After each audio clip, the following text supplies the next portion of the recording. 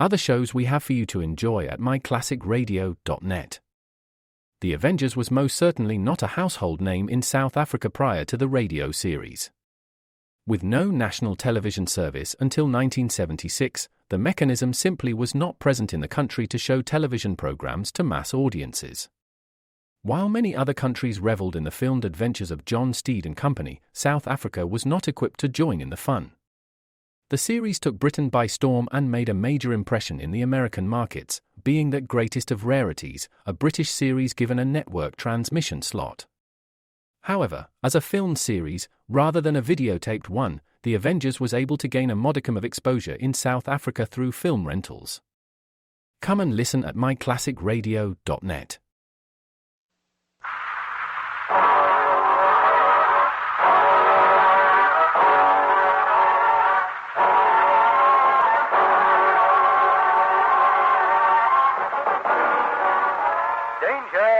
With Grainger.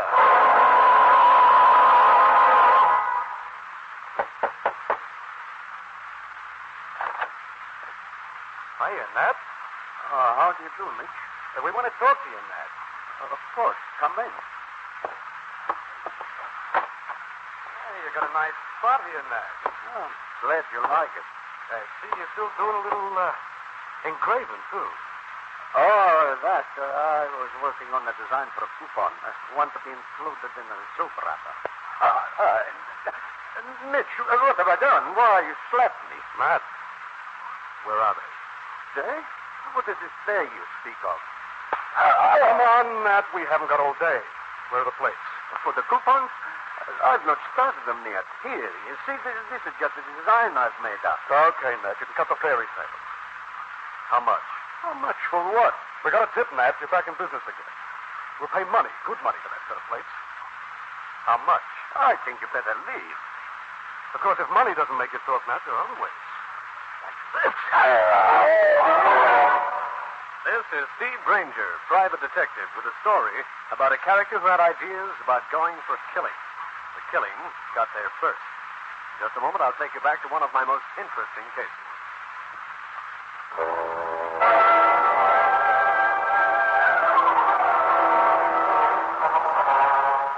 This is Grainger. I was seated in my office, feeling calm, peaceful, full of goodwill. Why not? The rent had been paid for 2 months in advance. Nobody had been using my thoughtful for his target lately. I had plans for a pleasant evening. The plans disappeared in the shrill of my phone. Hello. Steve Grainger? Yeah? Who's that? This is Nat, the printer. What's wrong, Nat? Come down here right away. 2410 East 13th, in the basement. And bring the doctor.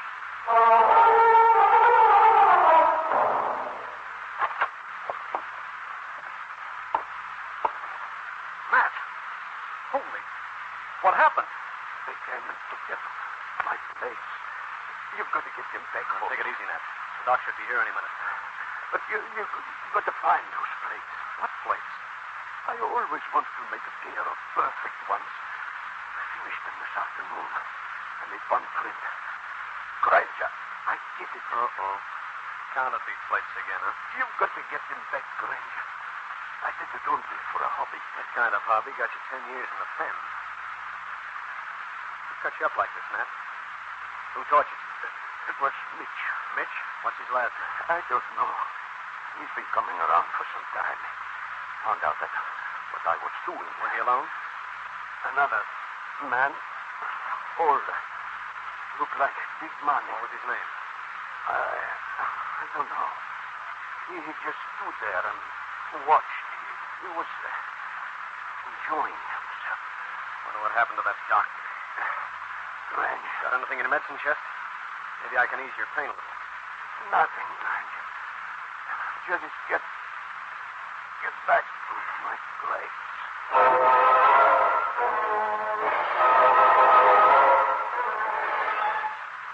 Nat, the printer, closed his eyes for the last time. I picked up his phone, called the police department, and then, because the government boys would be interested in Nat's plates, made a call to a friend of mine named Ed. He was there in 5 minutes. Hey. Somebody really gave it to him, didn't they? Yeah. Before he died, Nat mentioned one name. Mitch. Mitch. Doesn't mean much. He say anything else? He mentioned there was another man in the party, an older guy. Looked like he had money. No name. Right. You look around this place? No, I thought I'd wait for you. It'll be your baby if the man who stole those plates starts using them. Another day, another counterfeit. Well, fellas, you find out anything about the crime? Who are you, Bud, and how did you get in? Oh, I'm with the news. I heard there might be a yarn down here. Well, there isn't. Oh, now, don't give me that. Aren't you a government man? I said there is no story down here. And the guy on the couch. Looks like he's suffering from murder. Look, Bud, get out of here. We've got a lot to do. My paper won't I'm not worried about your paper now. Will you beat it? Yeah, sure, if that's the way you feel. See you. Hey. Aren't you Grainger, the private eye? So what? Well, that'd be quite a deal. Cops, government men, even a private eye. Goodbye.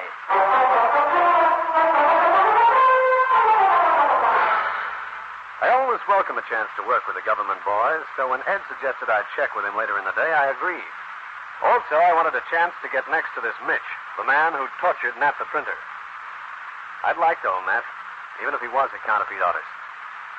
However, I'd heard a conversation that was taking place in another part of town just then. I might not have been so eager. Well, how did you find out? I went back and pretended I was a newspaper man. Wasn't that dangerous?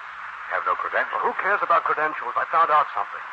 Nat wasn't dead when we left. But I thought... Yeah, so did I. But he lived long enough to call that private detective, Steve Grainger. Seems that Nat knew Grainger. He told him my first name before he died. We'll have to do something about Grainger. Oh, no more killing. If we kill Grainger, we could get into trouble. He's got plenty of friends. Don't worry. I think I know just how to handle Mr. Grainger. I'll continue with this interesting story in a minute.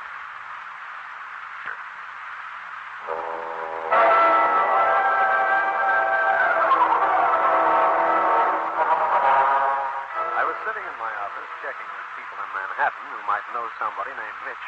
So far, I'd come up with 50 men by that name. None of them the right one. Then the man walked in. Strictly Wall Street. Gray business suit, Homburg, and $1 million worth of aplomb. Mr. Grainger, you have been recommended to me. Thanks. Who did the recommending? And why? I have a delicate matter on my hands. It concerns my daughter. She's young, headstrong. This is in Philadelphia. A nice combination. I want her brought back to New York. Tactfully, of course. Be more explicit, Mr. My daughter is in love with a young man there. She refuses to come home. I want her brought back. She over 21? She's 22. I'm afraid she's mistress of her own future. There's nothing you can do. I thought that perhaps you could induce her, shall we say, to return. If I try to induce her, as you say, and she resented it, I could wind up in a Philadelphia pokey. I'm afraid I'll have to turn you down. Dear me, that's most unfortunate. Couldn't I urge you to change your mind? Not just this minute, no. However, I might reconsider. In case you should, Mr. Grainger, my card. Goodbye. I waited the proper length of time, after which I set sail astern of the portly gent. I stayed 10 feet behind him, keeping an eye on his Homburg hat, which stuck out above the rest of the crowd. Hey, Grainger, you're just the guy I want to see. Not now, reporter. I got things to do. Beat it. Oh, well, listen, I want the answer to a very important question. Will you let go of me? I'm trying to keep an eye on somebody. But the few seconds in which I was delayed by the reporter enabled Mr. Homburg hat to be swallowed up in the crowd. And when I turned round to do a little verbal pasting of the reporter, he disappeared, too. I fished out the card the pompous character had left with me. It gave the name of Henry Glazer, and the address, when I found it, turned out to be an automobile dealer's. But it also turned out that Henry Glazer at that address bore no resemblance whatsoever to the guy in the Homburg hat. My deductive powers were really working that morning. It didn't take me more than 10 minutes to figure out that I'd been fooled. I left the place, wondering why Mr. Homburg had lied to me. Then I got that feeling up and down my spine and realized I was wearing more tails than a mink's toe. I couldn't catch a glimpse of my follower, but I decided to make a small detour on my way back to the office and call in on my friend Cal Hendricks. Well, how's a peripatetic private eye this fine morning? Hey, that's a $25 word. I'm only a $20 detective. Peripatetic simply means walking from place to place. Yeah, well, walking is something I'm not too fond of right now. I've got company. Someone on your tail? Yeah. I've been keeping one eye over my shoulder, one across the street, and one when I could stir it in front of me. Something brewing, huh? Yeah. I got a call from Matt the printer. I thought he'd gone out of business. He has. As of today. Somebody wanted a set of plates he'd made. And they weren't too squeamish about how they got them. Don't tell me I've got a tender dummy. Just keep your ears flapping and see what you can pick up, Cal. My friend, you may have 3 eyes, but I don't have fingers on my ears. However, I shall attempt to ascertain whatever information is available. Well, if you get any, just be a good guy and translate it before you pass it on.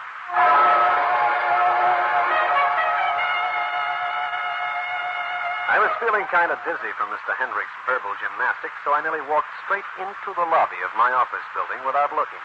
It was lucky I didn't, because the lobby was currently being inhabited by someone I didn't want to meet, one of the local gun boys. And it was a cinch I was his target for today. I beat it round to the back entrance, hoping there wasn't another one stashed there. There wasn't. I waited till the gun boy moved towards the street entrance, then I made my break up the stairs into my office. I made straight for my phone and put in a call. Hello. Ed, this is Grainger. Oh, hi, Gumshoe.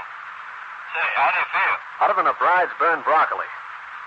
What's with me anyway? Who hates me? Don't be concerned, Grainger. You had a man or two tailing you, but we protected you. Nab any of the men who were after me? No, but we will next time. Well, here we go again. Hey, somebody's coming down the hall, Ed. What, to your office? Yeah. Looks like a woman through the glass. Now listen, I'll unlock the door and let her in. I'll put a paper over the telephone so she won't notice it's off the hook. That way you can get an earful, in case she's got anything to do with the counterfeit plates. Right. 1 second.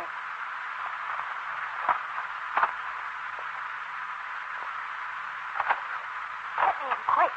Sure, baby.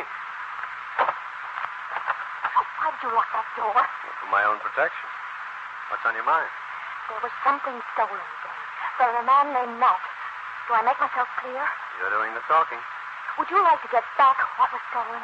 Little lady, before this RO shenanigan goes any farther, let me explain. I'm not the literate type. Any talking you do it in simple, direct words. Now, if by what was stolen you mean counterfeit $20 plates, say so. Well, suppose I do. I don't want to suppose anything. You came up here.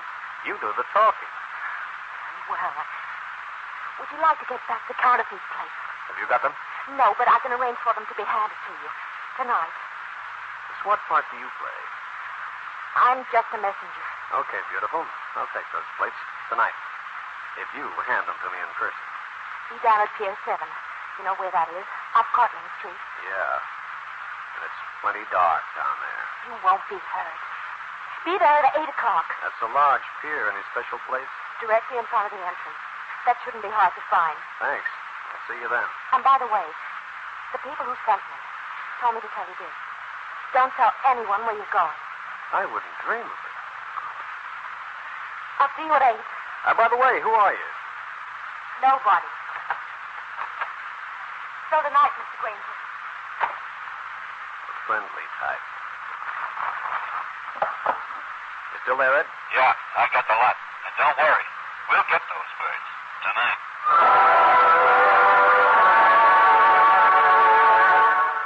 Ed sounded very confident, but I wasn't so sure. The whole setup felt phony. There were too many mysterious elements floating around. And if there's one thing I don't like, it's a floating, mysterious element. You only have to hit it hard enough, and you're liable to find yourself sunk. In just a minute, I'll bring you the climax of the case. I hung up after talking to the government man, feeling that maybe his confidence was not misplaced. Maybe tonight would tie up this peculiar business of the missing counterfeit plates. But just as I was thinking these happier thoughts, my door opened. Grainger. Oh, so you came back. Our arrangement was that you wouldn't tell anyone where you were going. Oh, I didn't. No. But it was very convenient for you to have the telephone hidden under the newspaper, so he wouldn't notice it was off the hook. Oh. I didn't trust you, Grainger. I came back and listened at the door to make certain. So? What now? I don't know. I have to make sure you keep your part of the bargain. You may hear from me later.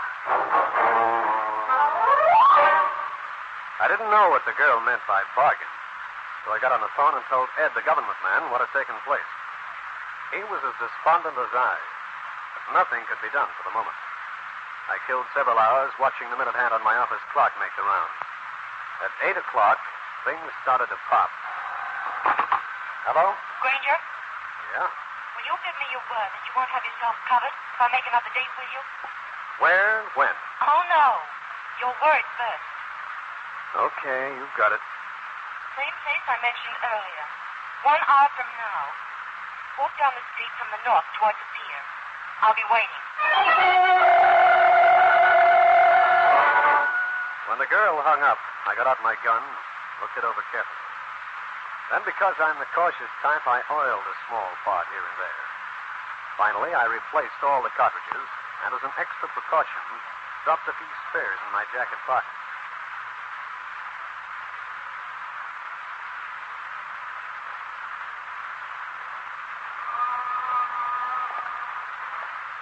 Pier 7 was occupied by a freighter wearing rusty sides, dribbling a small plume of smoke from a stack and dirty water from the side. As I neared the entrance, I could spot an occasional figure moving about the deck. I wondered if the girl could have come from there. Grainger, Hello. over here. You got 'em? Here, take them. Thanks, baby. Mind if I unwrap this package and make sure you're not kidding me? Go ahead, but hurry. Okay.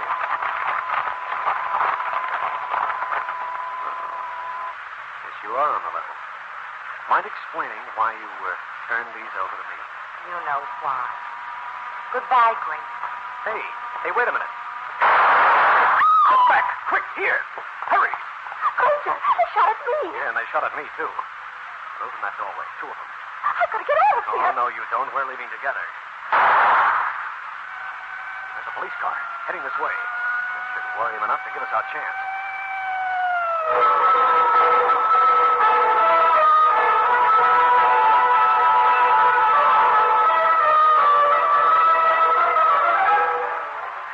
As the police siren came nearer, the guys in the doorway stopped shooting. I took a chance and beat it round a corner.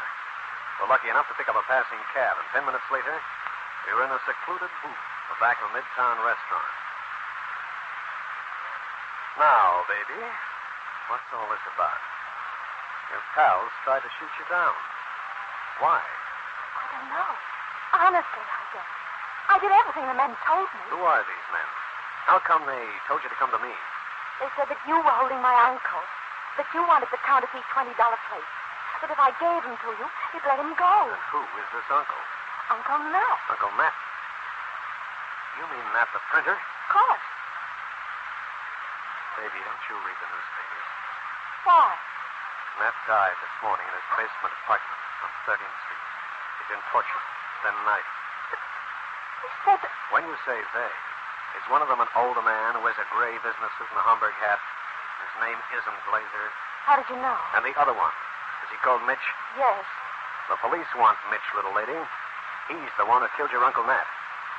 Nat told me before he died. You're not lying. I can prove that. Then why did they give back the plate? And why did they shoot at me?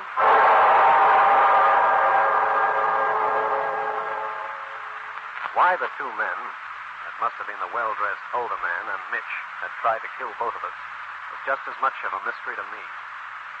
Rita Swanson and I got another taxicab and went down to Church Street to see Ed. First, he printed a counterfeit $20 bill from the plates I gave him. Well, here's your sample. Oh, no, Ed. Not anything that bad. I agree. Matt the printer was a real craftsman. These plates print like the engraver used a crowbar. That thing's so obviously phony, it wouldn't get past a 5-year-old child. That is that. Miss Swanson, I'll get a stenographer in here to take down your statement. You willing? Of course. When Rita Swanson started talking, I heard a lot of things that hadn't been explained before. Also, the setup she revealed was a honey for passing counterfeit money in New York. And the reason for killing the girl and me became obvious. What are you talking about, Grainger? The girl hands me the plates, right? Then we're both knocked out. The plates are in our possession when our bodies are found. That puts our two friends in the clear to start using the plates Matt made. The good ones. Yeah, what a place to pass counterfeit money. A theater ticket. How'd they get away with that? Requires a license, you know. Yeah, one of my men's checking the license bureau now. 5 will get you 10. They're not licensed. They never stand investigation. No, that's not what bothers me. But how to get them start passing the bills does. I think I've got it, Ed. Miss Swanson and I are at Bellevue Hospital. Condition critical. Guards at door. Go on. Issue a bulletin to the papers. All of a sudden, we both take a turn for the worse. We die. That disposes of the only 2 witnesses. Yeah, get on it right away. Now tell the newspaper boys I don't mind dying. On paper.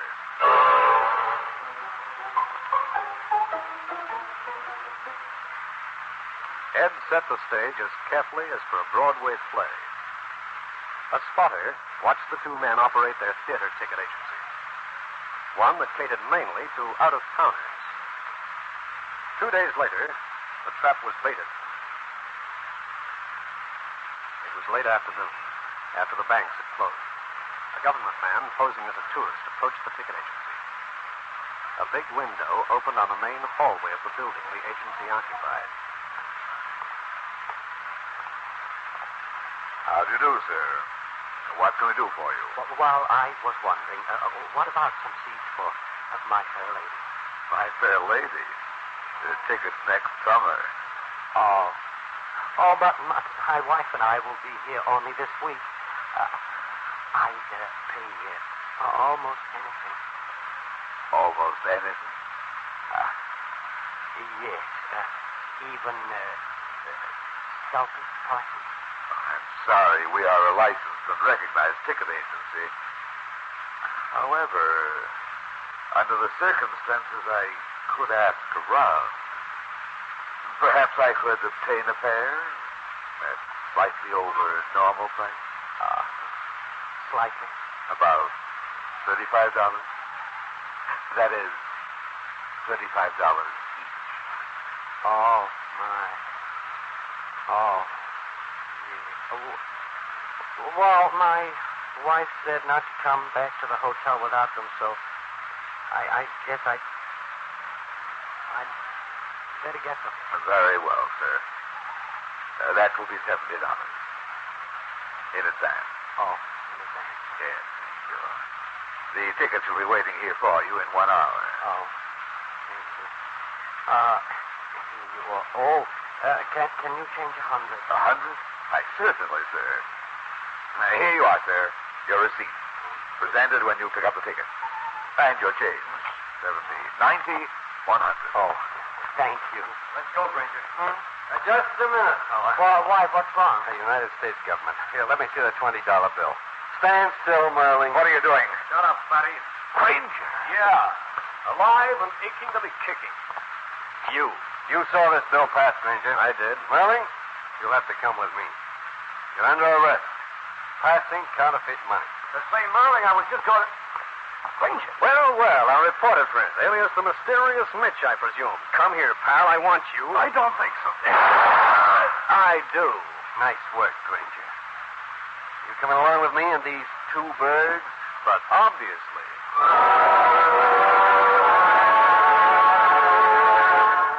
Well, friends, that's the story. I'll be back to wrap up the case in just a minute.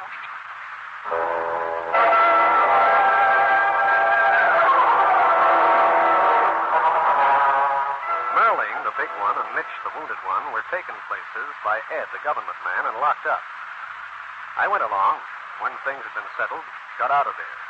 I wanted to break the news to Rita Swanson. Grainger, did it work? Went off like a $3 alarm clock, baby. Merling and Mitch are in jail. For Uncle Nat's murder? Presently, for counterfeiting. But the government and the local police will no doubt get together on the matter. I hope they both go to the chair. They're within walking distance now. Still look great up on the witness chair. Thanks. Yes, sir. We'll do all right. I'd feel better if I were occupying another chair right now. Another chair? Where? In a restaurant. I'm hungry. Oh, I think I get it. And I'd just love to have you with me. I know. Paying the check.